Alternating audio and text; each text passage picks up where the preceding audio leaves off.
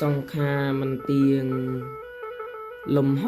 អាកាសស្រណោះបវរជាទីត្រាច់ចរនៃសត្វបក្សីរុក្ខជាតិព្រៃភ្នំមនោរម្យប្រពៃជាទីត្រាច់ចរមរំគីមរំគាទន្លេចលសាមហាសាគរជាទីត្រាច់ចរមច្ឆានានាសង្ខារតតែងក្មេងចាស់ជរាជាទីលីលានៃការមិនទៀង